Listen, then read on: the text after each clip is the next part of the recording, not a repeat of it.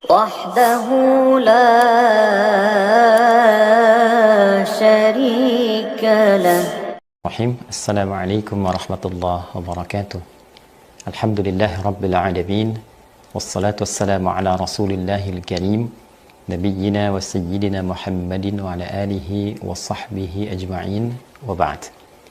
Saudara-saudariku dimanapun berada, semoga video ini menemui kita semua dalam keadaan sehat dan baik, serta mendapatkan bimbingan dari Allah Subhanahu wa Ta'ala untuk menata seluruh aktivitas kehidupan kita dengan mulia dan bernilai ibadah, untuk bangga dan bahagia dibawa pulang menghadap Allah Subhanahu wa Ta'ala dalam yaumul hisab, insyaallah. Teman-teman, seperti diketahui bahwa polemik tentang nasab sampai saat ini belum juga berhenti, bahkan disayangkan melahirkan berbagai macam hal yang sangat tidak produktif, baik perdebatan yang tidak berujung, konflik di media sosial, diskusi yang tidak terarah. Bahkan belakangan ini kita mulai juga melihat turunan-turunan konflik di media sosial itu ke dunia nyata, sampai terlahir tindakan-tindakan yang tidak kita harapkan. Untuk itu, dengan segala kerendahan hati, namun juga diiringi dengan ketegasan yang penuh, saya menyarankan dan menghimbau kepada seluruh pihak untuk menghentikan seluruh polemik, diskusi, perdebatan terkait dengan nasab ini, karena kita sangat menimbang dampaknya, akibatnya, dan tentu kita semua, khususnya para ulama, para kiai, para ustadz, sangat memahami tentang tuntunan agama kita. Bagaimana menghadirkan nilai-nilai keutamaan dalam menjaga kerukunan, islah, menjaga maqasid syariah yang 5 aspek itu. Dan tentu kita juga memahami untuk menyelesaikan satu persoalan ada tempat-tempatnya yang tertentu. Untuk itu, bila pun kita bagi dua persoalan ini, ada persoalan yang terkait dengan ranah ilmiah, ada baiknya kita selesaikan dengan cara-cara yang ilmiah, sebagaimana kita telah terbiasa dengan itu semua, khususnya dalam pembahasan-pembahasan fikih. Saya sarankan akan lebih baik bila di sini seperti MUI menjadi wadah, misalnya wadah yang baik untuk menguji berbagai macam masalah-masalah yang diajukan, khususnya terkait dengan polemik nasab ini. Silahkan diujikan di tempat yang baik. Tentu tidak bisa disebut sebuah pemikiran yang komprehensif, apakah itu namanya tesis atau yang lainnya, kalau belum diuji. Ya, untuk itu ada baiknya hal-hal yang dipersoalkan, baik itu pihak penyoal ataupun juga yang disoal, lalu duduk di situ sebagai penengah para ulama-ulama untuk menilai dengan standar-standar keilmuan yang memang pakemnya telah kita ketahui bersama, sistematikanya juga telah disusun oleh para ulama, telah kita ketahui. Tentu membahas ilmu nasab, ya kita turunkan dengan turunan sistematika ilmu nasabnya. Bila yang disoal nasab, tentu yang dibahas dengan pendekatan ilmu nasab. Bila disoal masalah yang lain, tentu pendekatannya dengan kodifikasi ilmu-ilmu yang telah ada dan dihadirkan oleh para ulama. Nah, saya kira dengan metodologi seperti itu secara ilmiah itu sangat mudah didudukkan, sangat bisa didiskusikan, sehingga tidak menjadi liar. Setiap orang bisa bikin acara, yang satu buat podcast, yang satu membuat tayangan tertentu, sehingga benturannya terasa sampai di akar masyarakat, saling berbalas komentar yang tidak menemukan titik temu, dan ini terasa sangat mengganggu. Bila memang yang disoal ini masalah perilaku, masalah etika, tentu kita harus pisahkan. Nasab hal tersendiri, penyimpangan dari perilaku adalah hal tersendiri. Tentu bila ada yang menyoal, ini menjadi catatan secara internal. Pihak yang tersoal dari kalangan-kalangan tertentu ada baiknya mendata dengan bukti-bukti yang ada, video-video atau laporan-laporan, menjadi satu perbaikan internal yang sangat disyukuri.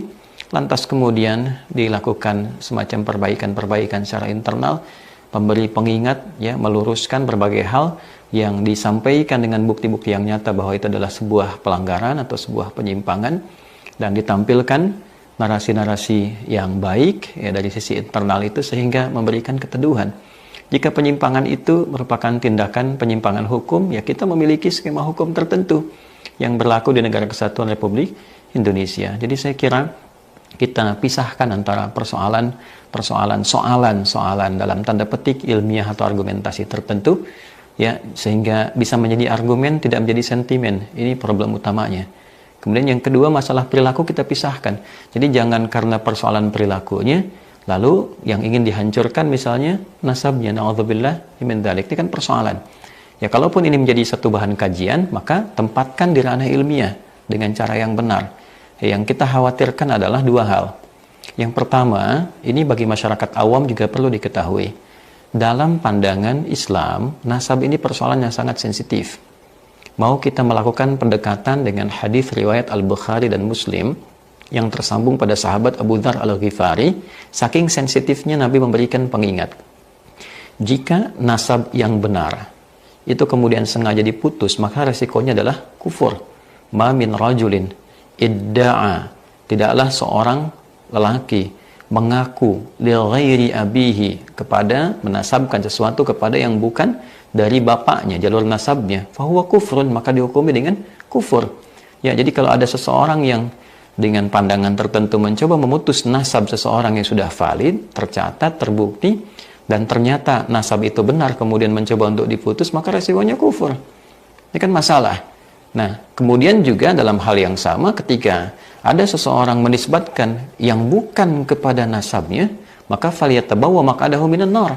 Kalau seseorang mengaku-ngaku bagian dari nasab yang bukan nasabnya, maka tempatnya juga di neraka. Nah, oleh karena itu ini persoalan yang tidak mudah.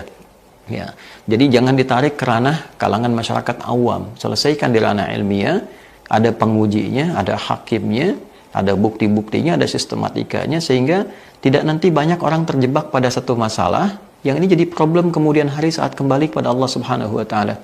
Siapa yang akan bertanggung jawab kalau tiba-tiba ada orang mencaci maki nasab tertentu, kemudian tidak seperti kenyataannya, dan dia menghukumi terputus, lalu terkena kemudian dengan ancaman hadis ini? Yang bertanggung jawab siapa? Kan jadi masalah. Nah, jadi nasab itu sangat sensitif. Dinisbatkan kepada yang bukan dari turunannya masalah, mengaku-ngaku bermasalah, berbangga-bangga juga masalah. Ya, kita ketahui bersama dalam hadis riwayat Abdullah bin Abbas radhiyallahu taala anhuma, hadis riwayat Muslim, ketika seseorang menjelang sholat berbangga-bangga dengan nasabnya, dengan kakeknya.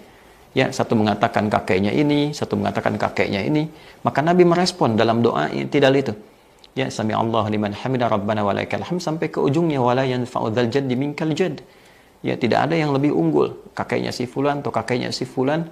Ini memberikan kesan bahwa nasab itu pada akhirnya di hadapan Allah, ya, keseluruhannya itu akan sirna seluruhnya kecuali amal saleh kita, kecuali nilai-nilai kebaikan kita.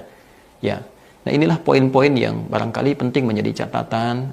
Tetap penghormatan itu mesti ada. Ya, kepada siapapun kita diajarkan untuk saling menghormati, dan kita telah khatam dengan itu semua. Ya, jangan kita hanya mengambil dalil inna akramakum indallahi atqakum. Ya, yang paling mulia adalah ketakwaannya di hadapan Allah. Nah, di antara nilai takwa itu adalah menghormati orang lain. Di antara takwa itu menyambung silaturahim. Ya ayyuhan nasu taqu rabbakumul ladzi khalaqakum min nafsin wahidah wa khalaqa minha zawjaha wa batha minhuma rijalan katsiran wa nisaa'a wattaqullaha alladzi tasaaluna bihi wal arham. Jelas ayatnya. Ini ayat pertama. Hai semua manusia, tingkatkan takwamu kepada Allah, Rabb yang menciptakan engkau dari bapak yang satu. Kemudian ada istrinya jadi ibu kalian, ada Adam, ada Hawa, menyebar jadi keturunan, ada laki-laki, ada perempuan. Bertakwalah kepada Allah yang dengan itu kalian meminta untuk menyambung silaturahim. Jadi menyambung silaturahim, saling menghormati, saling menghargai dengan siapapun, bagian dari takwa. Nah, ini kan agak miris, kita mengambil narasi takwa untuk mengatakan yang paling tinggi di hadapan Allah adalah ketakwaannya. Tapi saat yang bersamaan juga ada sifat untuk mencela orang lain, mencela nasab orang lain. Ini bukan sesuatu yang proporsional. Jadi mari sekali lagi, saya tidak menjadi pribadi yang lebih baik dibandingkan dengan masyarakat pada umumnya. Kita semua punya kekurangan, punya kesalahan, punya celah, itu pasti. Tapi akan lebih baik bila kita dudukkan itu semua menjadi sebuah energi untuk saling menguatkan, membangun silaturahim. Alhamdulillah, dengan adanya dan Allah izinkan isu ini terangkat, tentu kita akan punya banyak hikmah. Hikmah yang selama ini tidak bisa kita dapatkan. Di antaranya apa?